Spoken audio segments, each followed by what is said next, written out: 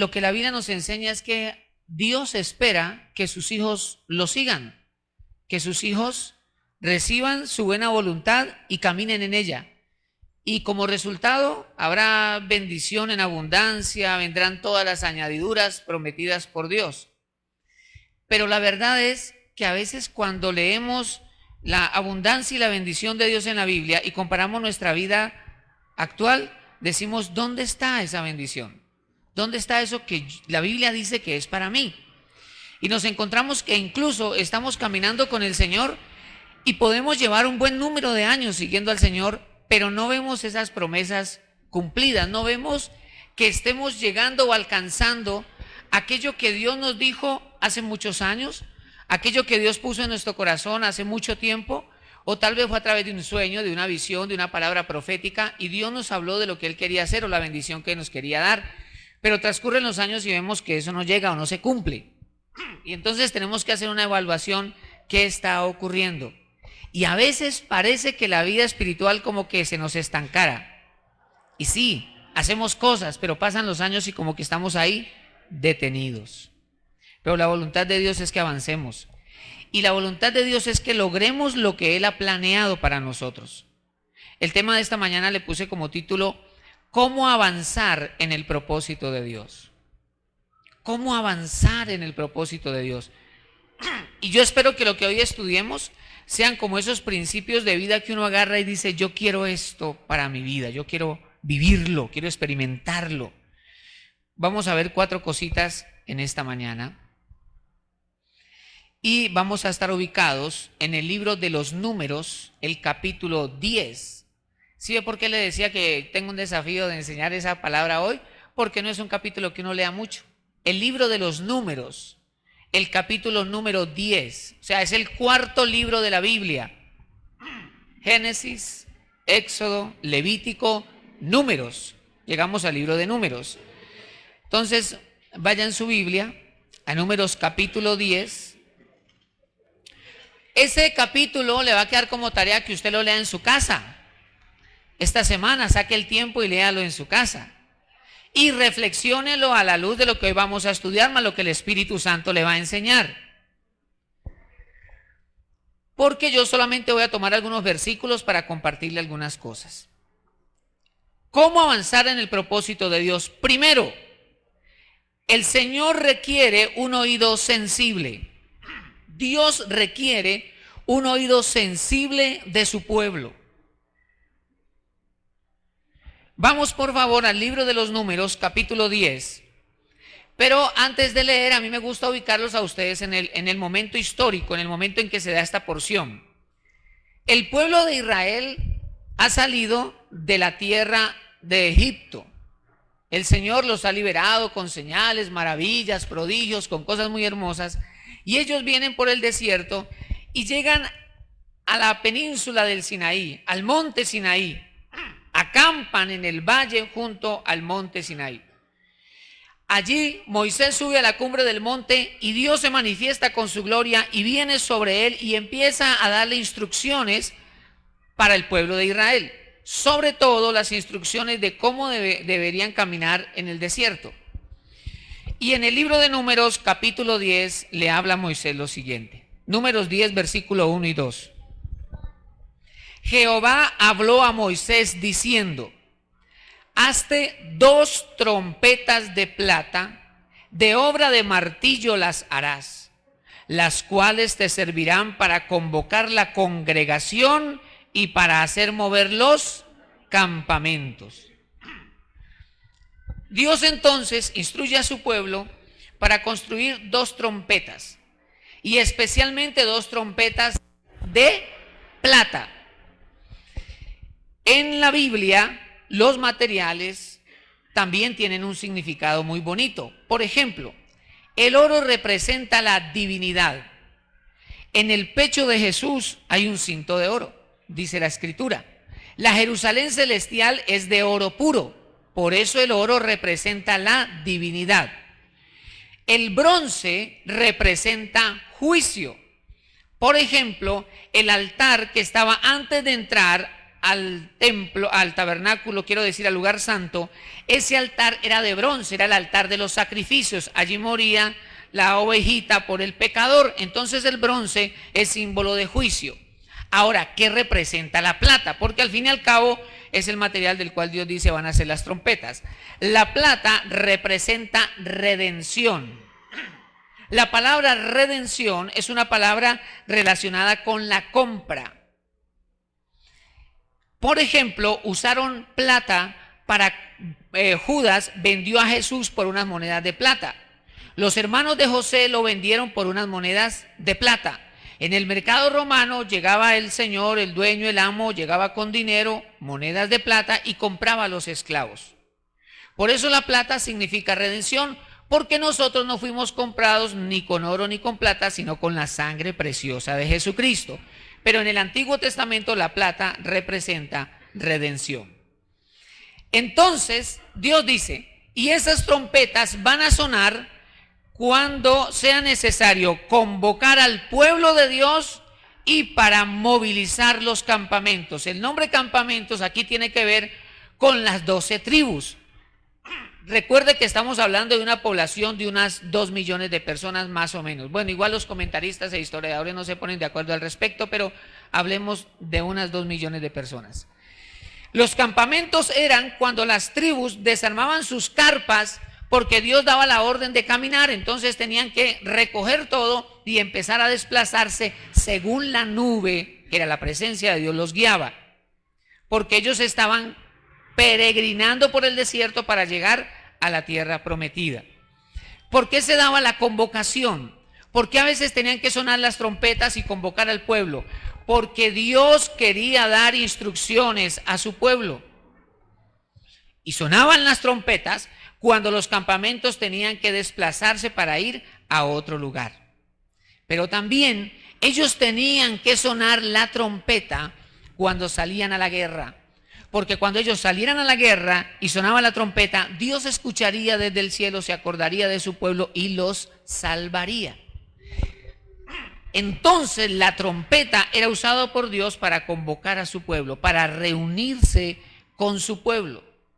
De esta manera vemos que desde el Antiguo Testamento ya Dios estaba mostrando lo que al final Él quería hacer, porque la Biblia dice que con voz de arcángel, con voz de mando, con trompeta de Dios, el Señor descenderá hasta las nubes, sonará la trompeta y los muertos en Cristo resucitarán primero y nosotros los que vivamos seremos arrebatados, nos reuniremos con el Señor y estaremos para siempre con Él. Entonces, cuando la trompeta sonaba en el campamento, en el desierto, allá en las 12 tribus, el pueblo venía a reunirse al tabernáculo, a la presencia de Dios, porque era convocación. Ahora, hay una cuestión, hermanos, y es que las trompetas de Dios siguen sonando. Porque yo les dije a ustedes que solamente vamos a leer unos versículos. Aquí en el capítulo usted leerá ya en su casa que dice, los hijos de Aarón, los sacerdotes tocarán las trompetas. Esto nos hace ver que Dios usaba a sus siervos para tocar la trompeta y convocar a su pueblo, para dar instrucciones de Dios. Luego, cada vez que nosotros tenemos una reunión, usted está aquí porque Dios ha tocado trompeta y lo ha convocado por el testimonio del Espíritu Santo y usted ha venido para escuchar las instrucciones de Dios. Pero además de eso, el Señor usa también a sus siervos para convocar al pueblo del Señor a orar, a ayunar, a interceder, a buscar a Dios. ¿Por qué a veces no respondemos a la convocatoria de las trompetas de Dios? Quiero decir, de los siervos del Señor. Porque tenemos un oído muy grueso. Quiero decir, un oído que difícilmente oye. Usted escucha que a veces uno aconseja a alguien, o usted ve que a veces una persona va a la Biblia y Dios le habla, pero a pesar de que Dios le habla, hace lo que quiere. Entonces su oído es grueso para escuchar, su oído se ha vuelto sordo para escuchar. Entonces, aunque Dios hable, no quiere oír. ¿Y cuál es el problema? Que cuando el oído comienza a engrosarse, a ponerse medio sordo, difícilmente escuchará la trompeta que suena en el cielo para levantar a su pueblo. Porque ¿cuándo se le ha levantado el pueblo? Cuando suene la trompeta. Porque la trompeta está llamando a convocación. Pero si yo me aíslo del cuerpo de Cristo, si yo me aíslo de la iglesia local, si no escucho la predicación, si no escucho la voz de las otras trompetas del Señor, pues no voy a tener mi oído afinado para escuchar cuando suene la trompeta final. Por eso es una bendición que usted esté aquí. Porque usted está desarrollando su oído para oír a Dios, para escuchar a Dios. Entonces Dios requiere un oído sensible. Quiero avanzar en el propósito de Dios. El Señor te está hablando esta mañana y te está llamando para que desarrolles un oído sensible. Habla menos y escucha más. Hay gente que habla, aquí no hay para la gracia, gracias a Dios, pero hay gente que habla. Alguien dice por ahí hasta por los codos, ¿no? Pero hablan y hablan y hablan y uno quiere decir algo y no lo dejan. Y hablan, hermanos, y al final son tan conchudos que dicen usted tan bueno que habla, ¿cierto? Y uno quiere hablar y decir y sugerir o acompañar, pero hablan y no dejan hablar. No han desarrollado la capacidad de escuchar. Y aquí hay algo: si no desarrollo la capacidad de oír al que veo, ¿cómo escucharé al que no veo? Entonces empezamos a desarrollar el oído escuchando a nuestra familia, escuchando al esposo, escuchando a la esposa, escuchando a los hijos, estando también aquí en la iglesia, escuchando la palabra del Señor. Cuando ores, no solo hables, ten un momento para hacer silencio y escuchar lo que el Espíritu te quiere decir. En segundo lugar, ¿cómo avanzar en el propósito de Dios? Segundo, procura seguir el testimonio del Espíritu Santo. Yo sé que tenemos buenos amigos. Yo sé que podemos ir y preguntar, ¿y cuál es tu opinión al respecto? ¿Y tú qué piensas de esto? ¿Y cuál es tu consejo? Y claro, eso es importante. La Biblia también dice que en la multitud de consejeros hay sabiduría.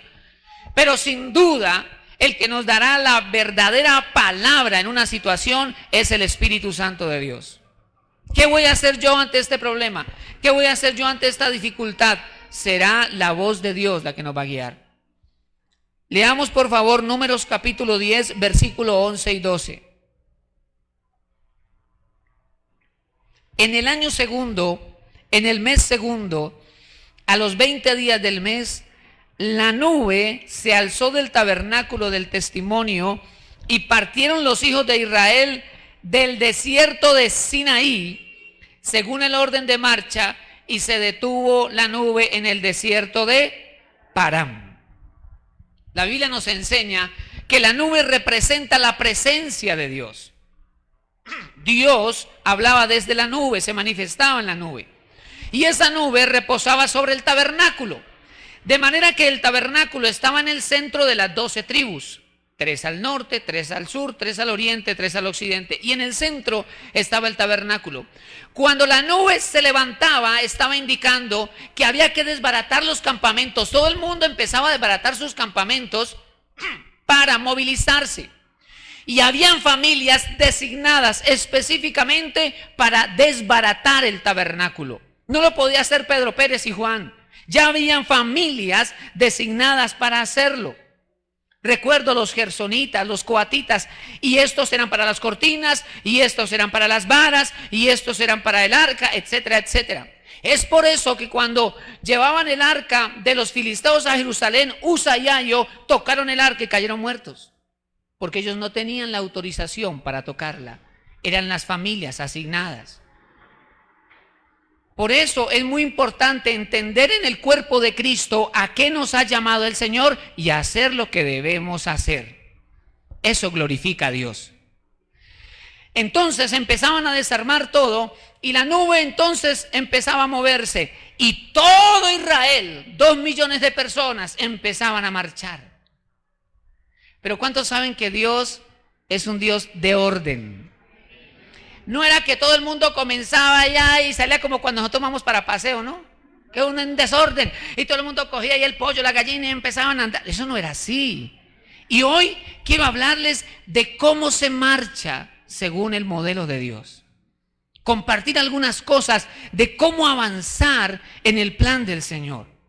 Y lo primero que vemos aquí es que esa nube se levantaba y entonces ellos se desplazaban. Ellos no se quedaban fijos, escúcheme esto. Ellos llegaban y armaban su carpa y no echaban allí tremendos cimientos. Ellos no decían, bueno, vamos a quedarnos aquí definitivamente. Ellos sabían que estaban de paso por el desierto porque su destino era la tierra prometida. Usted y yo, dice la Biblia, tenemos ciudadanía celestial. Aunque usted saca su cédula, allí dice Colombia, la verdad es que en el sentido espiritual, allí debe decir es reino de los cielos. Hijo o hija de Dios. Nuestra ciudadanía es celestial, nuestra patria es celestial. Aquí estamos de paso, por eso dice somos extranjeros, no somos de aquí, somos peregrinos, estamos de paso. Y tal vez en este caminar como Israel por el desierto tengamos problemas que superar, dificultades que superar, pero esto es pasajero, somos peregrinos. Cuando se sienta cansado en el caminar, cuando el sol del desierto le fatigue, cuando usted sienta ganas de renunciar, acuérdese que su meta es la patria celestial. Su destino es estar para siempre con el Señor, que aquí estamos de paso.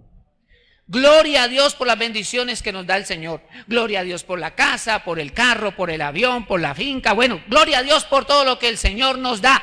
Pero no pongamos nuestro corazón en eso, porque nuestro verdadero tesoro está en el cielo. Nuestro verdadero tesoro está para siempre con el Señor. Somos extranjeros y peregrinos. Tenga eso en cuenta, somos extranjeros y peregrinos. Nuestro destino es la patria celestial.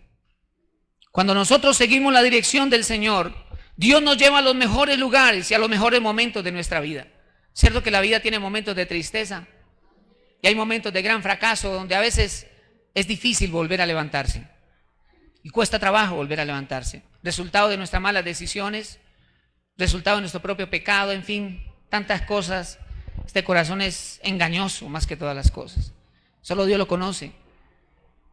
Pero saben, hermanos, cuando empezamos a mirar la Escritura y a reflexionar en ella y a conocer un poco más el carácter de Dios, nos damos cuenta que la voluntad del Señor es llevarnos de gloria en gloria, llevarnos de un lugar de bendición a otro lugar de bendición. Y es bien interesante lo que al respecto nos dice aquí la Biblia. Miremos el versículo 12, ya lo leímos, pero quiero que lo volvamos a ver. Y partieron los hijos de Israel del desierto de Sinaí, según el orden de marcha, y se detuvo la nube en el desierto de Parán. Entonces aquí vemos una etapa en el caminar. Salen del Sinaí y llegan a Parán. Y estos nombres aquí son muy significativos, porque resulta que Sinaí significa enemistad. Sinaí significa enemistad, porque allí, por ejemplo, Israel construyó el becerro de oro y lo adoró. Allí fue cuando Dios le habló a Moisés y le dijo: Moisés, desciende, porque tu pueblo ha quebrantado el pacto, porque habían hecho el becerro de oro. Hubo enemistad entre Dios y el pueblo de Israel. También en ese lugar murmuraron varias veces, se rebelaron contra la voluntad del Señor. Pero cuando ellos deciden salir del Sinaí para ir a Parán, eso queda atrás y llegan a Parán. Y es hermoso ver que Parán significa gloria. Parán significa belleza. Así que cuando seguimos la voluntad del Señor, tal vez haya un Sinaí donde hemos desobedecido a Dios, hemos sido rebeldes, nuestro corazón ha sido soberbio, pero podemos dar el giro a nuestra vida.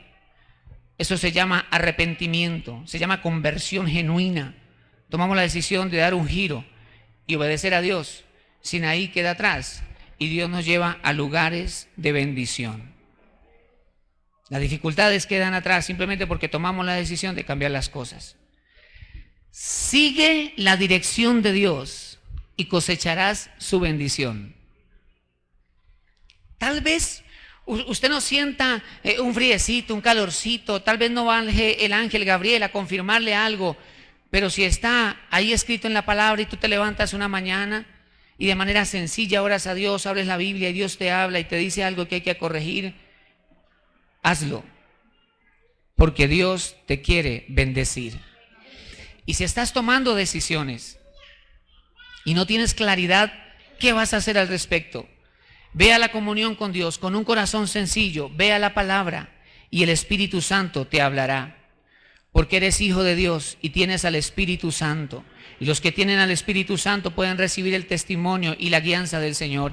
Y allí Dios te hablará y te dirá lo que debes hacer. Y si tú haces lo que Dios te dice, serás bendecido.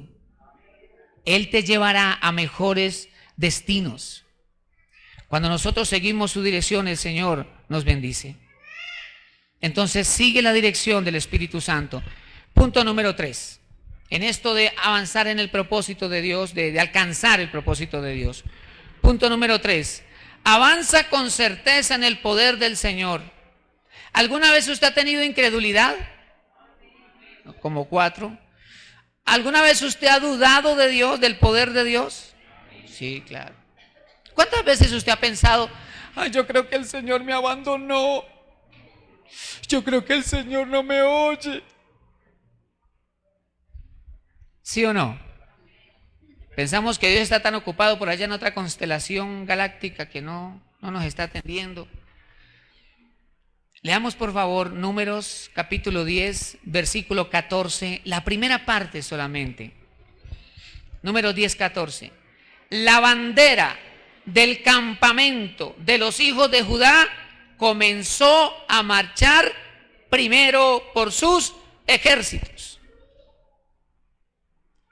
¿Quién marchaba primero? La tribu de Judá. Y llevaban una bandera. Voy a hacer un paréntesis acá. Al estudiar esto allí, porque aquí entramos a mirar las banderas que llevaba el pueblo, no quiere decir que nosotros tengamos que tener banderas en el culto. Tampoco está mal quien lo haga. Hay diferentes maneras de alabar al Señor. Amén, hermanos. Podemos ver en algunos grupos de danza, velos, bandera, gloria a Dios. Igual yo me gozo en esos cultos también. Pero el hecho de que se use no significa que va a haber mayor poder de Dios. ¿Me estoy haciendo entender, hermanos? Entonces, ahora al estudiar esto no significa que el pastor dijo que 4 banderas, hay que tener 4 banderas. No. Vamos a ver, es como la aplicación espiritual para hoy día.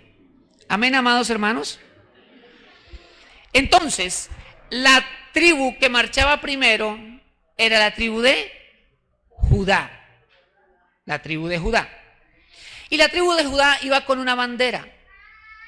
Claro, los colores y la bandera hacen, ¿cómo decir?, especial el culto, ¿verdad? Y entonces ellos marchaban con una bandera. La Biblia no nos dice de qué medida era.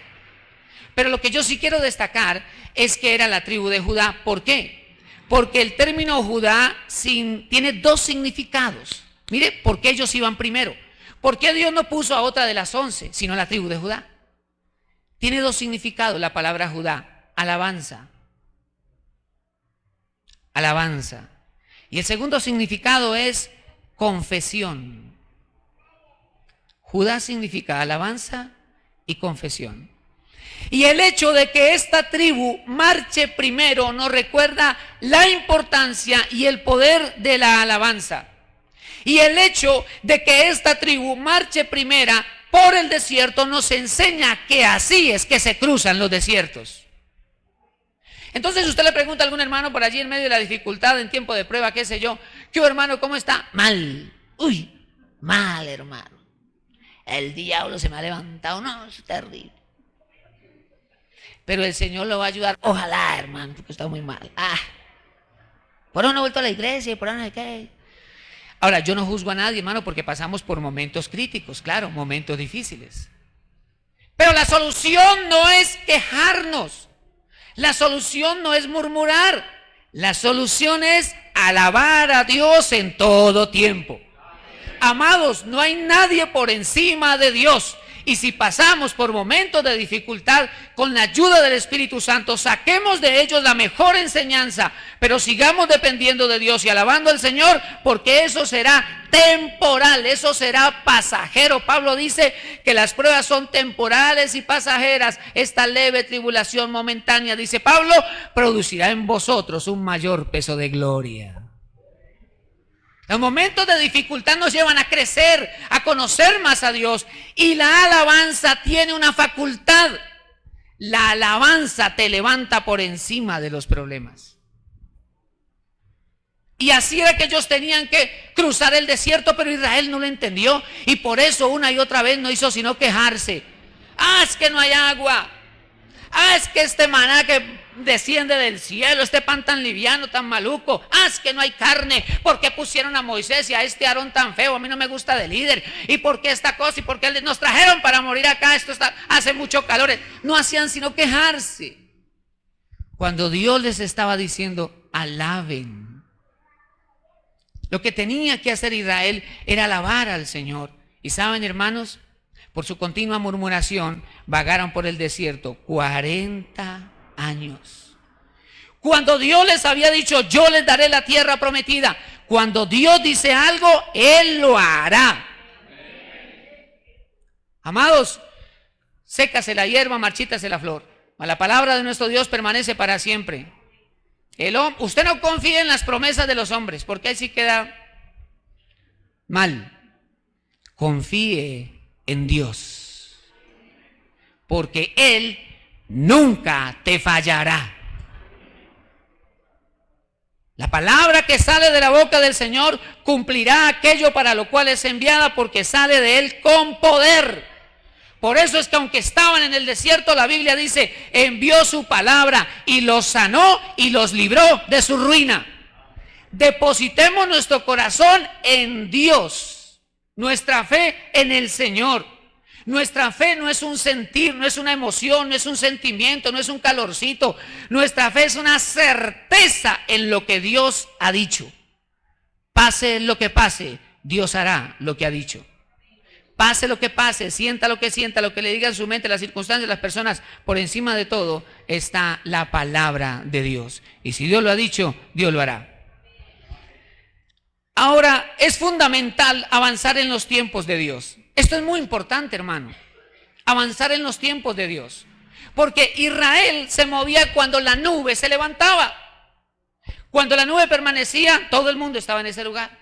Solo se movían cuando llegaba el tiempo, cuando la nube se movía. Así que debemos desplazarnos en los tiempos de Dios. Pero lo hermoso de esto es que marchaban en el orden establecido por Dios y no según su propio pensamiento. Por ahí no fue que se levantó alguien y dijo, venga, a mí me cae mal la tribu de Judá, mejor pongamos a Benjamín. La tribu de Benjamín, no. Todos ellos caminaron según el modelo que Dios les había dado. ¿Cierto que hay cosas del modelo de Dios que nos molesta? ¿No? Como 4 nomás hay. A los demás todo perfecto. ¿O acaso a usted no le molesta que la Biblia le diga, yo no sé, pero así dice la Biblia, que si le dan en una mejilla? No, pastor, pero es que ¿cómo se le ocurre, pastor? ¿Yo qué hago? Hay que arrancar el versículo de la Biblia. La Biblia dice también que al que te haga mal, tú le debes hacer bien. Pero uno en su carne, ¿qué dice? Espera, yo me desquito. En fuego largo hay desquite, espere si verá, llegará la oportunidad. ¿No? Y no falta el instrumento del diablo que llegue y le dice, se la hizo, hágasela usted también, no se deje, no sea bobo, no sea boba. ¿Cierto? Y entonces nos encontramos que esos principios de Dios que, y de pronto usted está orando una mañana de esas, y así, ¿no? Cuando se quebranta el corazón, dice, háblame, Señor, háblame. Pídele perdón a tu marido. Ay, no, Señor, yo no tengo la culpa, olvídese. Entonces son cosas que Dios dice, pero no nos gustan. Aquí no se trata, amados, de qué nos gusta o qué nos agrada, sino de hacer la voluntad de Dios, de caminar en el modelo y diseño de Dios. ahí está la bendición. Y cuando caminamos en la voluntad del Señor, contaremos con su respaldo y poder. A mí me gusta que ese versículo 14, la primera parte donde estamos, dice que comenzó a marchar la tribu de Judá por sus ejércitos. Por sus ejércitos. Al ser la tribu de Judá, la tribu más grande de las 12, tenía el ejército más grande. Y era el que marchaba primero. Y eso nos recuerda que cuando nosotros estamos caminando en la voluntad de Dios, es la mano poderosa del Señor la que va delante de nosotros. Y no se puede levantar demonio, obstáculo o problema que nos pueda detener, porque es Dios mismo el que va delante de nosotros. Por eso me encanta lo que dice la Biblia, que el Señor derriba toda puerta de bronce y todo cerrojo de hierro. Las puertas del Hades no prevalecerán contra mi iglesia. Cuando tú caminas en la voluntad del Señor, los demonios no te pueden tocar. Cuando tú caminas en la voluntad del Señor, tendrás un respaldo sobrenatural de Dios, tanto que las bendiciones empiezan a llegar y usted no se da cuenta y dice: uy, el Señor me está bendiciendo, el Señor me está respaldando, porque Él va delante de ti. Ahora entramos al cuarto punto, que es el más amplio. El principal objetivo, hermanos, es que Cristo sea glorificado. Ayer teníamos reunión con los coordinadores de ministerio y recordábamos allí todos, ¿no?, que el más importante en este lugar es Dios. Y que nosotros no tenemos que levantarnos por encima del otro. Si aquí hay un nombre que en alto tiene que ser levantado, es el nombre de Jesucristo nuestro Señor. Y que si hacemos algo en un culto, si hacemos algo en un servicio, si hacemos algo, nuestro objetivo debe ser que Cristo sea glorificado. Si emprendemos un proyecto, si iniciamos un plan, una actividad, aún, hermanos, en nuestro proyecto de vida personal, nuestro principal objetivo debe ser que Cristo sea glorificado. No decirle a Dios que venga a bendecir lo que yo quiero, sino que me ayude a entender lo que Él está haciendo para yo hacerlo y ser bendecido. Dios siempre va a bendecir lo que Él quiere hacer. Cuando ustedes en su casa esta semana lean el capítulo completo, van a ver que el Señor tenía organizado su pueblo para marchar por el desierto. Como yo les digo, eso no era el desorden, ¿no?, que salía todo el mundo, eso era una tremenda algarabía. Pues tú puedes imaginar 2 millones de personas, hermano. Bueno, pongámosle pues la mitad, 1 millón, organizar a 1 millón. Y nuestro hermoso Dios se toma la tarea y le dice a Moisés: mira, Moisés, como van a andar por el desierto, yo te voy a decir cómo van a andar. Y lo primero que vamos a hacer es que vamos a organizar, no voy a entrar en detalles, sino en generalidades por cuestión de tiempo. Vamos a organizar las 12 tribus en 4 grupos de 3. Y el primer grupo que va a marchar lo va a dirigir la tribu de Judá, va a ir con una bandera adelante. Y cada una de estas cosas tiene para nosotros una aplicación espiritual muy importante. Recuerden que eran 4 grupos de 3. Qué coincidencia, digo yo irónicamente, que la Biblia nos presenta también 4 evangelios. Vamos a ir mirando y vamos a observar varias cosas. Quiero mostrarles una imagen, por favor, ¿me ayudas, Diego? Quiero mostrarles esta imagen. Creo que todos pueden ver ahí claramente la imagen, ¿cierto? Esta imagen muestra, es como una fotografía del orden en que iba el pueblo de Israel. Acá, en este extremo, este es el bracito de Moisés. Sino que tomé la fotografía así porque la foto de un libro, esa imagen no la puedo encontrar en internet. Tocó sacarla de un libro que yo sabía que estaba ahí. Tocó buscarla y yo sé dónde está ese orden. Porque se llama el orden de marcha de las tribus. Aquí hay una serie de aplicaciones espirituales muy bonitas, porque yo les decía, nosotros estamos aquí marchando, estamos de paso. Ya nuestro destino no es la tierra de Canaán, sino el cielo mismo.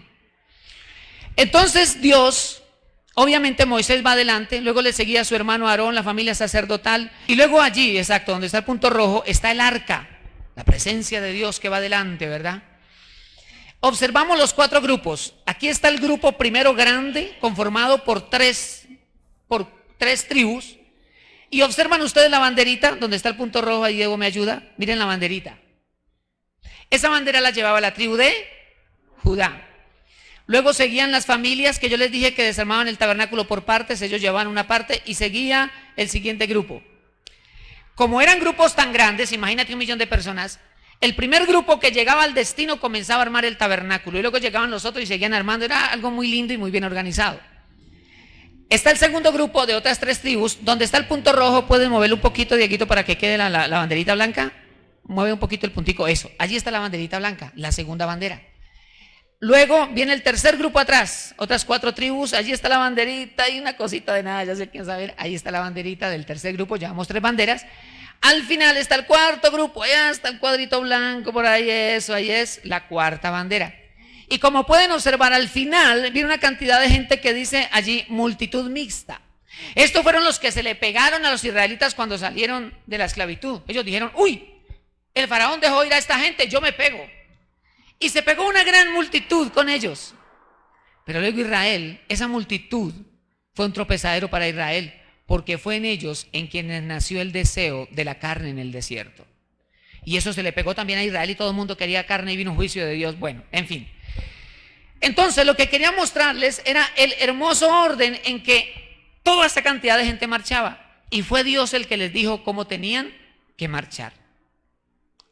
Pero quiero que observemos las 4 banderas y lo que la tradición judía y la Biblia revela, aunque no lo dice específicamente, dice respecto a las 4 banderas. La primera bandera, la bandera que estaba aquí adelante, la bandera de Judá, ya lo leímos en Números 10:14, dice que era la primera bandera que marchaba, era de color púrpura, de un color rojo encendido. Y escúcheme, tenía la imagen de un león. Como Cristo nació o desciende de la tribu de Judá, a Cristo se le llama el león de la tribu de Judá. Qué interesante aquí tener en cuenta que el evangelio de Mateo es el evangelio que presenta a Jesús como rey. Por eso con frecuencia en los milagros llamaban a Jesús hijo de David. Eso equivale a un título mesiánico, queriendo decir que Jesús era el que tenía derecho al trono. Era un título real. Y por eso es que en los tiempos finales el Señor establecerá su gobierno sobre toda la tierra como Rey de reyes y Señor de señores. Así que esta porción de 3 tribus marchaba y llevaban delante una bandera y allí iba un león. Pero escúcheme, esto sucedió más o menos 1500 años antes de Cristo. Antes de que Cristo naciera en Belén, ellos tomaron una bandera de color de rey y ahí pintaron a un león. Ellos sin darse cuenta, Cristo iba delante de ellos.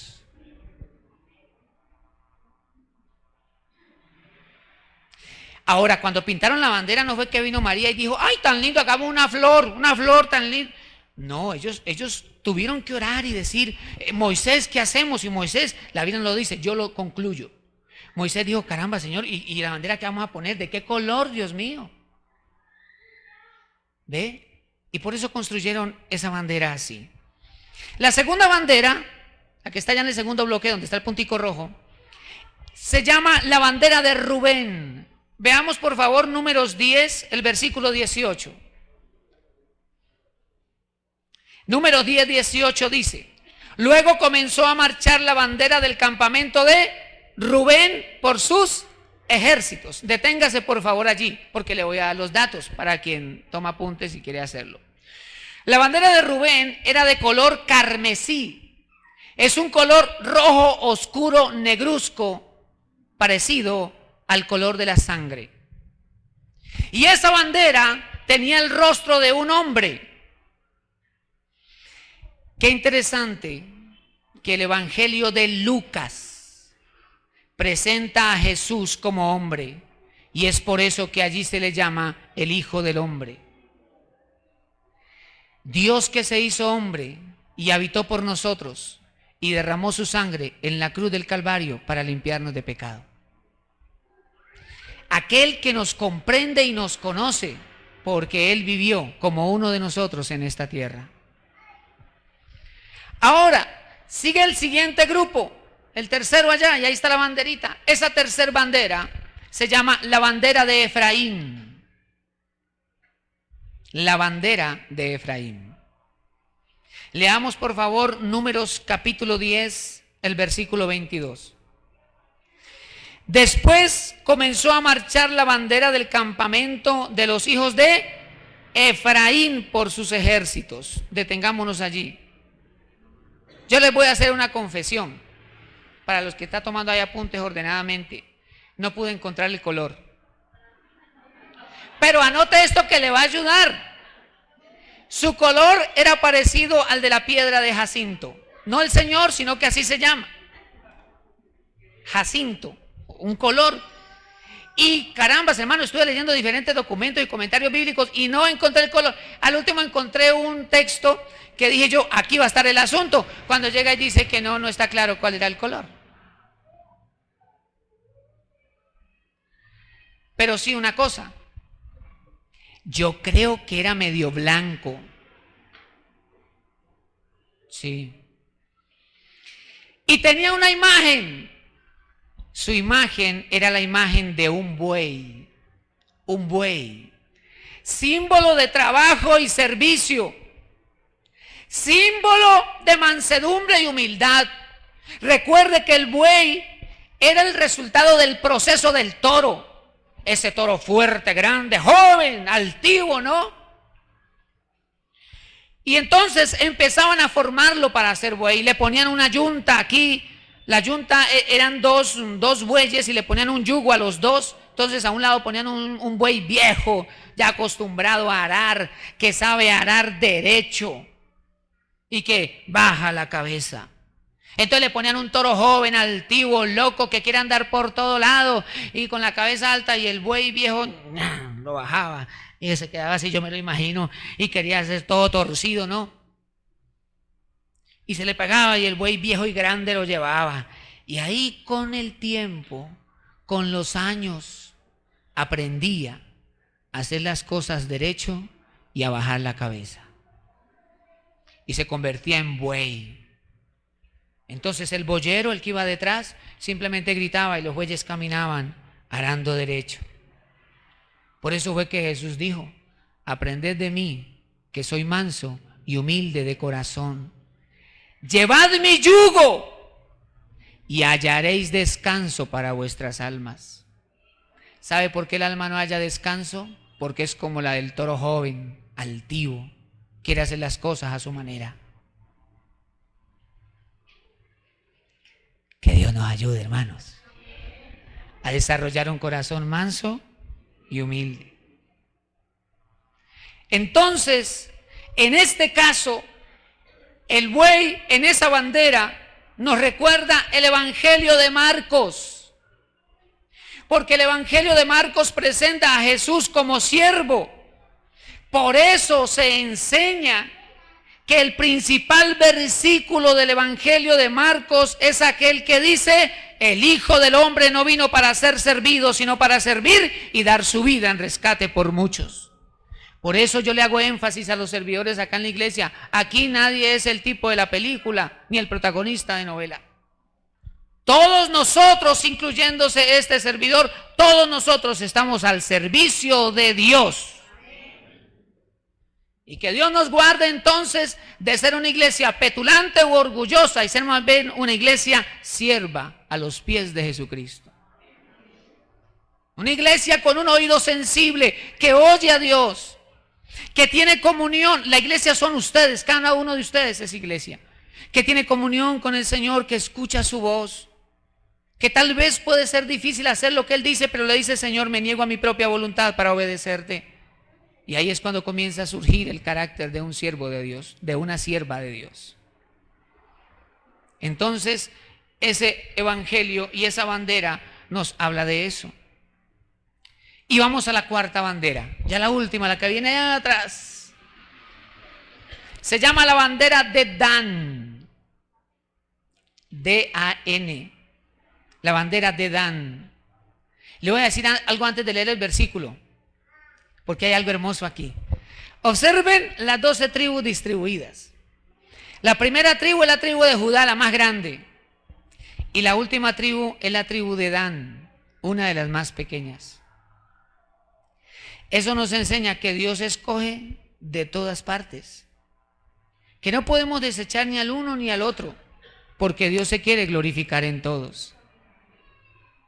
Poderoso es Dios para usarnos como Él quiera. Entonces, la bandera de Dan, leamos por favor Números capítulo 10, versículo 25. Luego comenzó a marchar la bandera del campamento de los hijos de Dan por sus ejércitos. Entonces, escúcheme. Esta bandera era de color azul. El color azul. Y el color azul nos recuerda a lo celestial. Celestial. Esa bandera tenía la imagen de un águila. Había un águila estampada allí en esa bandera. Y esto nos recuerda el Evangelio de Juan. Si usted toma el tiempo en su casa y usted observa los 4 evangelios, usted observará que el Evangelio de Lucas, el Evangelio de Marcos y el Evangelio de Mateo son muy parecidos. Y generalmente al comenzar estos evangelios usted encuentra la genealogía de Jesús. Es decir, estos evangelios dicen, y el padre de Jesús fue fulano, y el padre fue fulano, y entonces llegan a David hasta que finalmente llegan a Adán. Muestran la ascendencia de Jesús. Los 3 evangelios muestran su genealogía desde el punto de vista humano. Pero cuando usted abre el Evangelio de Juan no encuentra genealogía. Sino que ¿cómo empieza el Evangelio de Juan? En el principio era el verbo, y el verbo era Dios, el verbo estaba con Dios. Luego más adelantico dice, y el verbo se hizo carne, y habitó entre vosotros. Vino del cielo, como el águila es de las alturas, como el azul es celestial. Y esa bandera nos está hablando precisamente de eso. Hermanos, a mí me maravilla es ver al pueblo de Israel haciendo esas banderas y sin darse cuenta, Cristo iba delante de ellos. Sin darse cuenta, ellos estaban siguiendo a Jesucristo. Ellos varias veces en el desierto bebieron de la roca, salía agua de la roca. ¿Y sabe qué dice Pablo por el Espíritu Santo? Y la roca que los seguía era Cristo. Santo Dios. Ahora les voy a decir algo más para dejarlo pensando y le dejo la tarea para la casa.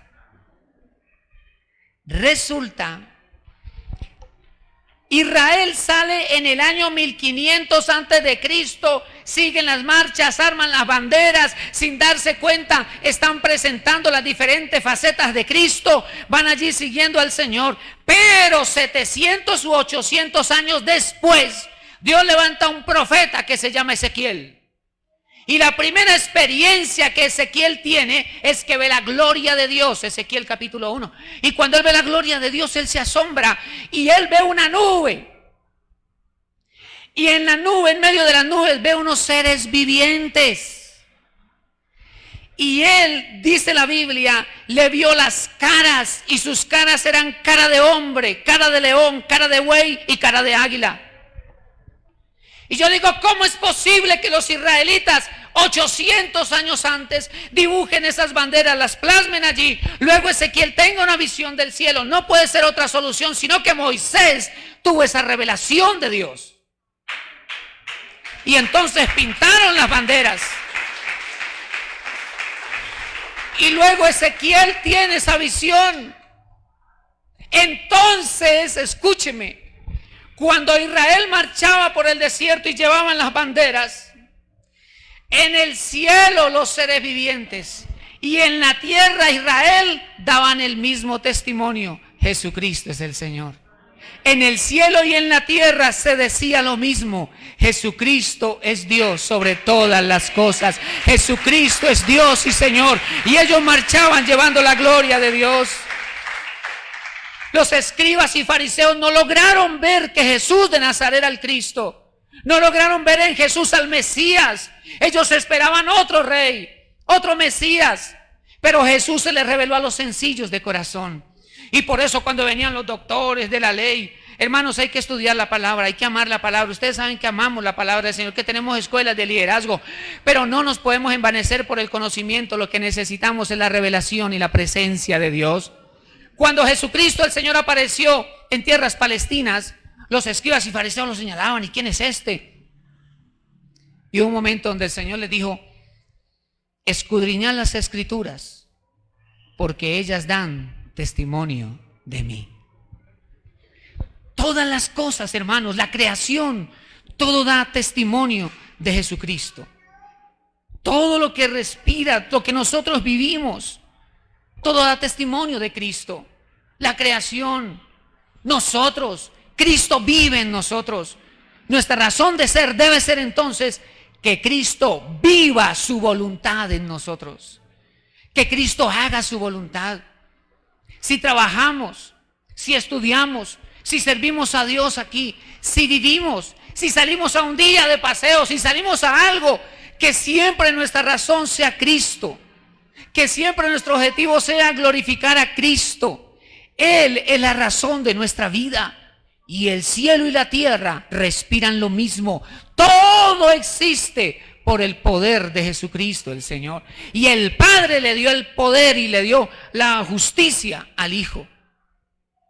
El Espíritu Santo. ¿Cuál es la razón de ser del Espíritu Santo en nosotros? La Biblia dice, escúcheme, que el Espíritu Santo no habla por sí mismo, sino que Él va y escucha lo que el Padre y el Hijo hablan y viene y se lo dice al Hijo de Dios.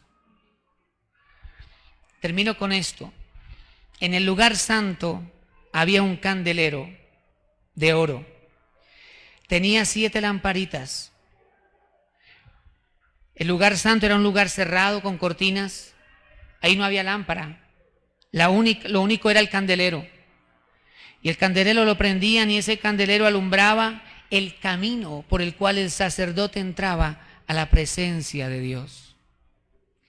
Y esa luz y ese candelero es símbolo del Espíritu Santo, el que mora en nosotros y el que ha venido para iluminar nuestro camino y acercarnos al Padre y acercarnos al Hijo y conocer más a Dios. Gloria a Dios por las obras del Espíritu Santo. Gloria a Dios cuando sentimos el fuego, o cuando sentimos el poder de Dios, o cuando nos caemos por el Espíritu Santo, o gloria a Dios por todas esas manifestaciones cuando son del Espíritu. Gloria a Dios por todo eso. Pero el Espíritu te ha sido dado para que tú te acerques más a Dios, para que lo ames, para que lo sigas, para que le entregues todo a Él, porque todo el universo existe por Él y para Él. Usted y yo tenemos que ser instrumentos para glorificar y alabar a Dios. Y aquí en la tierra, el plan personal, el diseño de la iglesia, los objetivos de esta congregación, sus planes como familia, sus planes personales, deben apuntar siempre a lo mismo: que Cristo sea glorificado. Tanto es esto, hermanos, que el Padre le dio al Señor un nombre sobre todo nombre, lo exaltó hasta lo sumo.